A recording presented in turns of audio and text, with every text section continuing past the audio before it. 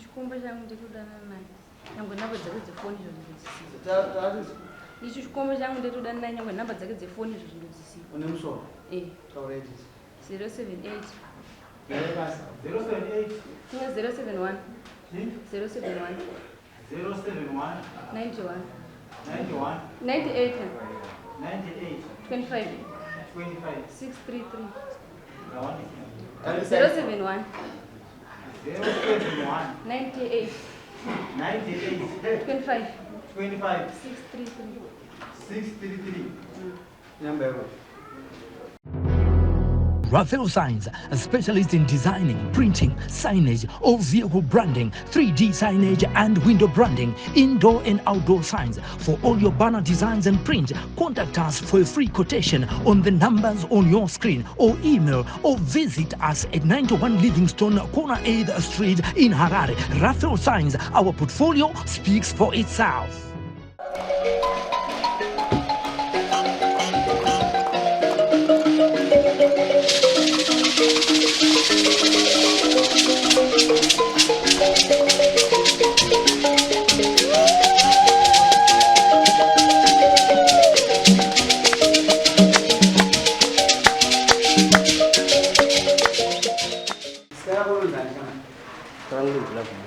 Love one. Love Sinyanga. And? Sinyanga. Sinyanga. Alright. Love one Sinyanga. Kati uyu chikomba chinoita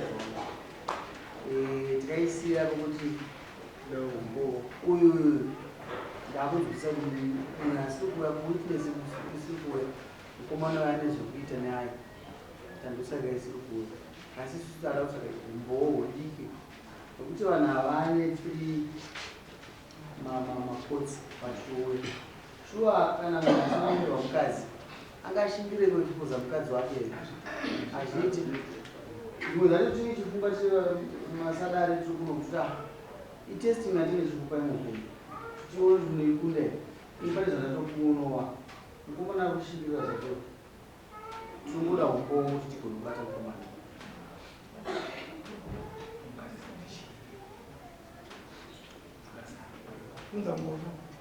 naisingaendodzima ibatsike sisi tisazoita futi zvangaita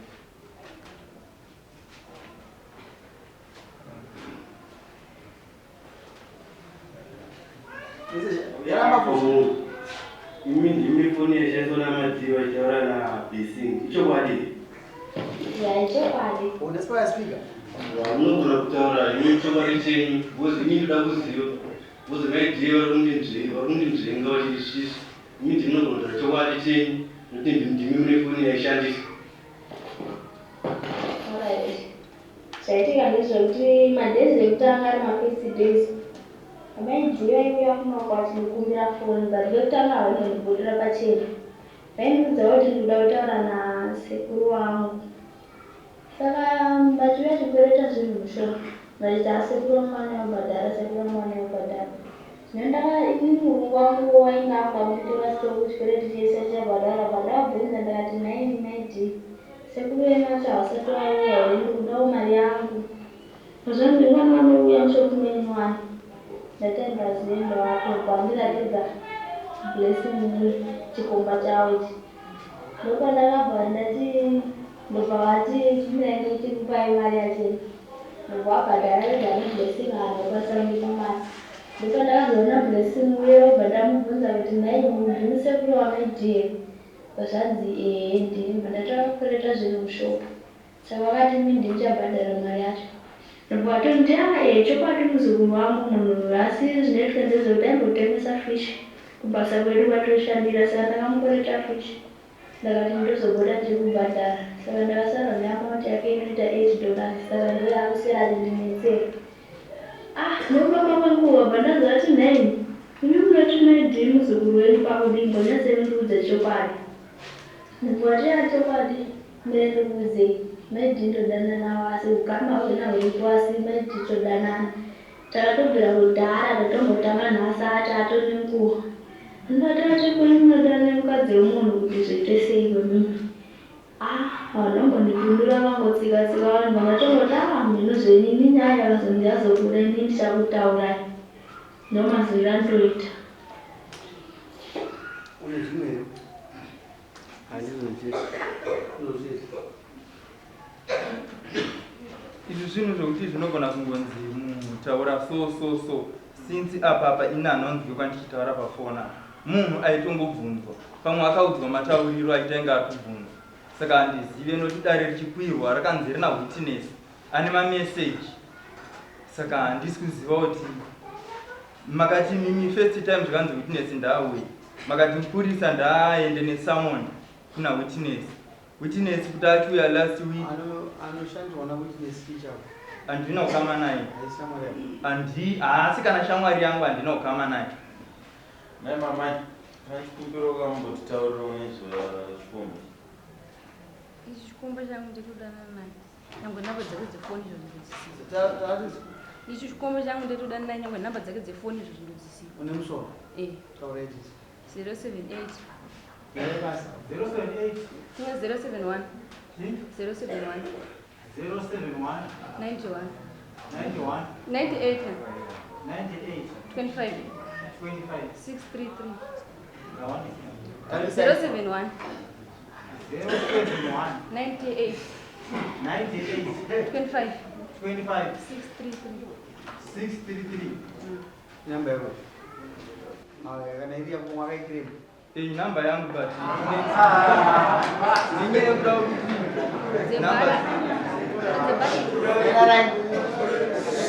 makasika munyara kune dzimwe futi dzebhati dzaunoziva kuti tipe 077 077 28 28 25 25 633 ndedzawe namba ndedzangu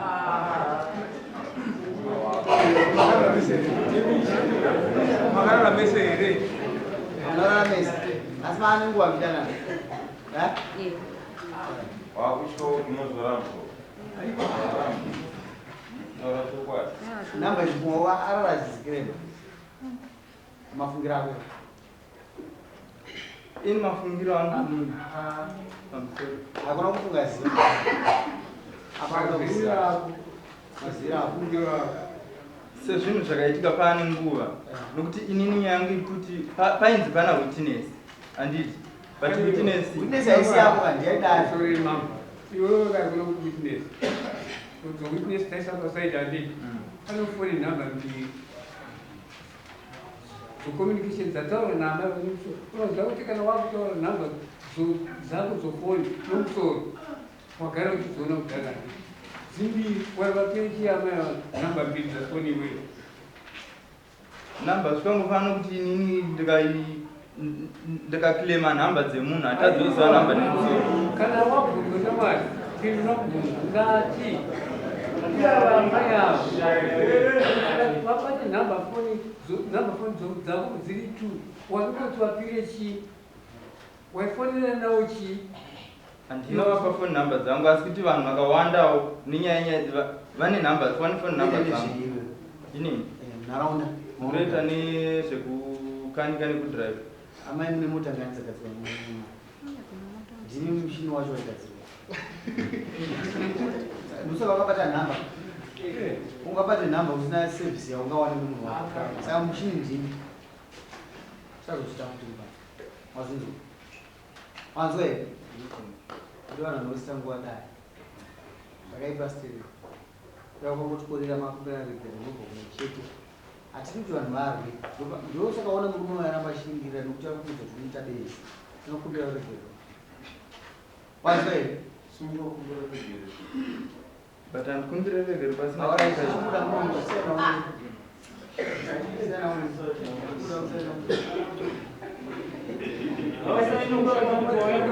yapinza muvana wachada kusumuka kuti usaini warandoregererwa wakuramba kusaina kuti chibuda kamunhu iwe mufani shogara musero uyambozorera shogara musero zvese asikuda inonosaina tokuita basa rimwewe chisaina kubude munhu usazozvita kuti iwe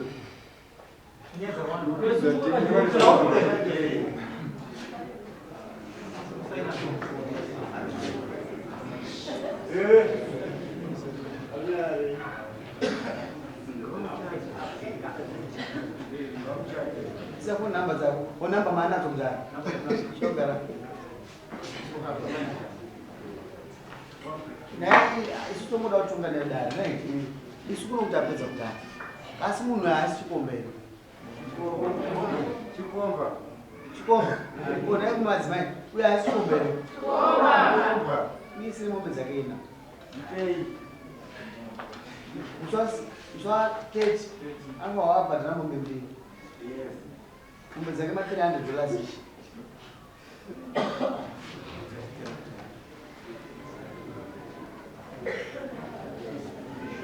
Uswa cage mau dalam membeli. Berapa mau jual Julai? Membeli pada bulan naik. Kalau biasa soalnya, pas momen, suka ini.